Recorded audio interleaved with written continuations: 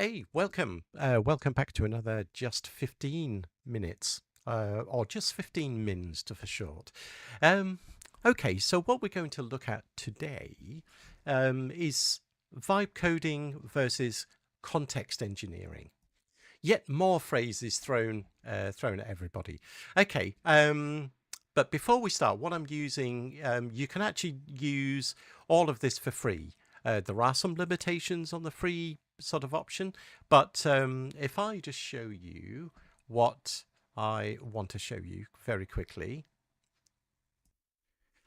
we're going to use VS Code, okay, which is totally free. You can download it for whichever platform you've got. I'll put the links in the description below, okay? But also, even though you could use any number of coding sort of AI models, I'm using GitHub Copilot. You could use Gemini, or there's other things that you can use. There's OpenAI's Codex in the command line even, but I'm going to use GitHub Copilot, and there is a free version. It's got some limitations, of course, as you'd expect. Okay, but the pro version is $10 a month. But as I say, you can get started at least with with the free version. Okay. By the way, there is actually something that I wanted to show, and there is in VS Code, there's an extension to plug in Google Gemini. Okay, actually specifically Gemini CLI. So this runs in the command prompt, and you can generate code and all the stuff that I'm about to show you could try it with Gemini. And the reason I mention it is it's using Gemini 2.5 Pro at the moment, which is pretty useful. But also it's got quite generous sort of free tiers, probably more so than GitHub Copilot, to be honest. But we'll do that another day, because right now I want to focus on using Copilot and VS Code. But the key thing, what I'm trying to show today, is something called custom instructions. So this is the context engineering, if you want to use the latest phrases, but where it differs from things like vibe coding, where you say, oh, just build me an app to do this, and this. What you're doing, and spending a little bit more time, is actually up front is creating these custom instructions. Okay, you can create these in Windsurf, Cursor AI, and others. For instance, Cursor AI, Windsurf, they're all built on VS Code anyway. Okay, but they might have their own flavor of some of these instructions. Okay, but anyway, either way, I've got a blank folder, and I've got this custom instructions markdown. If you don't know what markdown is, it's a text-based format that you can have like headings with 2 hash symbols, sub headings with 3, and there's all sorts of things. But have a look at Markdown if you're not sure what it is. But that's not the important bit. What is important is that we're describing exactly what we want. And I started by I wanted to build a Vue application, a weather app in the latest version of Vue, using Vite, which is a package bundler, goodness knows what. Again, I used to use Vue quite a bit a few years ago. I haven't used it in modern times, i.e. the last year or so. But it's essentially JavaScript, a JavaScript framework. It's very popular. I used to do a lot of Angular stuff way back, but dropped that. It did get a little bit complex, Angular, to be fair, for me. But Vue is quite nice. You can use just pure JavaScript. I'm using TypeScript, which is a superset of JavaScript. Essentially gives JavaScript syntactic sugar to provide classes, interfaces, and things like that. Again, not overly important right now. That's just my preference. Okay, so I've got this custom instruction. By the way, I'll put a link to this so you can actually have a go yourself. But I did use AI to actually generate some of this as well. Certainly the structure, the directory file structure. So again, I can see that there's enough information here to get us started. We've got some components, some composables. services and stores and types and things like that. If you don't really know Vue.js, there's absolute, I'm not an expert in Vue.js, but there's millions, billions probably of YouTube videos out there. I can help if you let me know in the comments. There's a few things that I can help you with if you get stuck, but here we go. So the main thing is we've got the structure, then we're giving some coding standards and practices. So given my TypeScript knowledge, there's a few things like avoid any. So the whole point of TypeScript is you're meant to have strongly typed objects. So you really want them, if you're defining something with strings and ints and date times and things like that, or whatever it is, any is like a fallback to, hey, go for it. It's just any type of structure. So there's a few things like that. I'm using Pania, I think is how you pronounce it, which is a state management module for Vue. So when you're transitioning between pages and all that sort of stuff, it can keep the state of where you are. There's a few other styling and linting and formatting with Prettier. Again, if you don't know all these things, don't worry. It's mainly the concept that I'm trying to get across about using these custom instructions. So as you see, there's quite a few. I did put some of this in myself, but again, AI actually helped me generate what it was when I explained what I wanted. So it's weird. It's like using AI to actually describe the custom instructions, the context engineering aspect, to then go and generate the application. But as you can see, there's rules basically, and I've said, I want to use these types of structures. I've got testing. Again, I've got the state management. I think, there we go. We've got the unit tests using Jest, which is a popular JavaScript testing framework. And basically, there's instructions about when you scaffold or create the structures, make sure the API keys are in environment variables. You don't really want those hard coded. So this is where you do have to have a bit of knowledge about, and really it's common sense as well, about don't just hard code passwords and keys in your code. So that's all I've got, okay, is the custom instructions. It's a blank system. Okay, so what I'm going to do is using Copilot, and again, if you're not sure about how to set all this up, let me know in the comments. I will we can either do another video or I can comment back. It's not that difficult to set up. But like I said, VS Code is great because you've got lots of lovely extensions. So, there's, like I said, you can put in Gemini and other things into VS Code. But let's give this a go. Okay, so all I've done is type in, based on the Copilot instructions markdown, which is this one, please follow these instructions and create the app. Okay, so let's give that a go. I'm using Claude Sonnet 4, but you could use the other models, and if you're on the free plan, you might have to use Claude Sonnet 3.7. I think it still will do, I think, a reasonable job. But anyway, let's give that a go. Let's click send. Now, obviously, the other thing I should have mentioned, it's agent mode is the one thing that you definitely want. That's where it'll go along and do several things to create things. And you can see at the moment, it's already starting to want to access my command prompt and things like that in the terminal. Now, a lot of these settings, by the way, where it's prompting me to continue all the time, you can actually set this to automatic. Now, that could be good or it could be bad, but for the demo, I'm just using this where I prompt. I'm saying, yep, it's going to create using Vite, which is, or Vite, he's going to create the app and the structure for me. Okay, so let me just continue there. And it's going to go away and it's going to basically do stuff in the command terminal down here. Okay. By the way, if it finds there's an issue with things like Node.js isn't installed and things like that, it will prompt you. Again, all of these things, if you're not familiar with that stuff, let me know, and maybe I'll do a follow-up video or get back to you. But you generally need Node.js, the latest version of Node.js, because that's all NPM, the Node Package Manager, all of that type of stuff. So that's what that NPM is doing. So anyway, if you're not sure about that, just have a look at Node.js.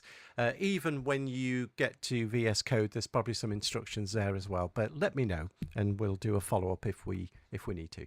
So now I've got Vite, I think it's pronounced. I can create React, vanilla JavaScript, which I sort of sometimes prefer actually, but I do want to create Vue. But you can see we've got quite a lot of other JavaScript frameworks, too many to name. So I'm going to use Vue. So I'll select that. Do I want to use TypeScript or JavaScript? So if you want native JavaScript, fine, go for it. I prefer TypeScript. So and you've got a few other options as well, but TypeScript is what I'm after. So you can see it's done a few things. Now it's going back and saying, okay, I'm going to create the application. So again, I'm getting prompted. You don't have to, as I mentioned. You can go to the GitHub managed GitHub Copilot, I believe. Some of the settings in there will turn that prompting off for you. But I can see it's spinning around there. The little spinning's going. So it's starting to structure that application for me. Okay. And I can see by the structure so far, it started to build that for me. So it's going to initialize a Git repository. Very useful, really important. Source control. So if you're changing files, you can roll back, you can commit them. But if you certainly get AI to make a change, if it really blows up your application, you do need something like Git to have source control where you've got versions of that code that you can roll back to. So I would definitely recommend that. Okay, so there we go. Oh, it's found an error there. So it says, oh, I'm going to check that. So fine. It's if it doesn't exist, it's going to try to initialize the repository. That's fine.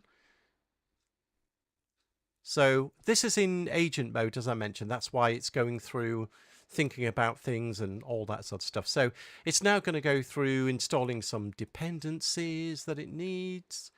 I gave these instructions like Axios, which is a way of JavaScript calling APIs and things like that. Pania, if that's how it's pronounced, for store management. Leaflet for, I think actually it's using Leaflet for mapping and stuff like that. But anyway, there's lots of different things going on. But some of these things here, like Prettier, are for to do with code layouts and making sure your code looks standard and using best practice, etc. So it's going to go away and create this structure. Okay, and I can see, by the way, this bit might take a few minutes, probably about 3 to 5 minutes, I think, from when I did a test. But you can see it's building out the Vue structure.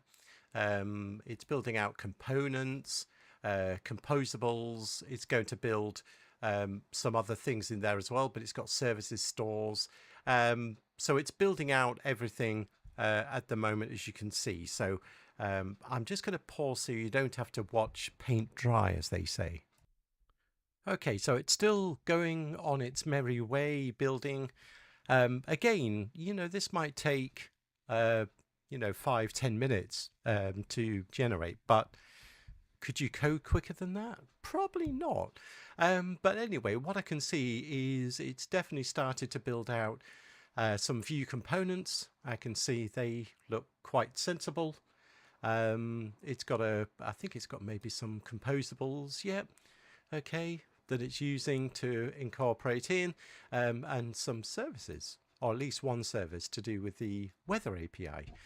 Now, I didn't tell it to use any weather API. I said, look, just build out the scaffold, if you like, for calling an API, but I think it might use Open Weather Map or something like that. So anyway, given the fact that there is actually a Vue component called MapView, but it's going through, it's still building out all of these sort of files.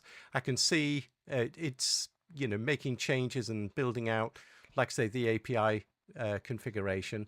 And again, given all of those things I mentioned, it's not going to store, I haven't got any API keys at the moment anyway, but it is actually going to put them in environment variables so they're not exposed, and essentially like the concept of secrets basically. So we'll let that carry on a little bit longer. And while this is still building out, I can see it's started to build some unit tests here. I don't think it's built any end-to-end tests at the moment, although I don't think I actually specified that. But we can obviously modify our instructions to ask to do this. So I can see here now we're talking about the testing. It needs to install some dependencies for the testing framework. So I'm going to continue. Yeah, it's Vite test essentially. So this is working, I believe, with Jest in the JavaScript world. That is a way of running tests in the JavaScript world, and certainly Vue. Okay, so it's still carrying on, but again, all of this is happening in agent mode down here, and it's just iterating through. Like I say, I get the odd prompt about continuing. Yes, you can go and check things, and you should, but obviously it's following those instructions that we laid out in the first place. So we've got things about use sort of testing. You could be very specific if you've got a flavor of test framework that you want to use, but it is going away and actually following all of that. And I can see it already, it looks pretty reasonable what it's building. I've got a store, which is the Pioneer. I don't know how you say that. So that's the store when you flick in between pages in the application, or you want to save state of data. That's what it's using in there. So we'll let it carry on for a little bit longer. Okay, so it's got through the main part of the build. It's creating a README. It's now trying to test the application. Okay, so I can see there it's done an npm run build, but it's failed. But because it's in agent mode, it's going to look at those errors. And it's going to try to fix them. Okay, so it's quite interesting. You can see what's going on. You do get prompts along the way to build this, but again, the key thing here isn't so much, oh, it's building some code, because we've seen that day in, day out for quite a while now, but it's this custom instruction that's the main thing. Okay, why does it need Node.js types? Probably to do with because we're using some of the testing framework or something like that. So I'm going to say yes, continue there. But again, the answer to that question, do you have to be a developer to actually do this? Well, obviously it's going to help. There's no doubt about it. But if you want to get started, at least get started with something like this. But again, because you can actually learn very quickly these days, there's so many good resources to go through. So if you've got a specific thing like Vue or whatever it might be, there's some really good courses out there I could recommend. Not all of them are really expensive, I might add. And of course, there's loads of stuff on YouTube. The main thing, of course, is time and motivation for that sort of stuff. But let's have a look again. So it's testing the build process again. What's it done? Okay. So I can see it's using TypeScript compiler. It's not really a compiler. It's more of a transpiler, they call it.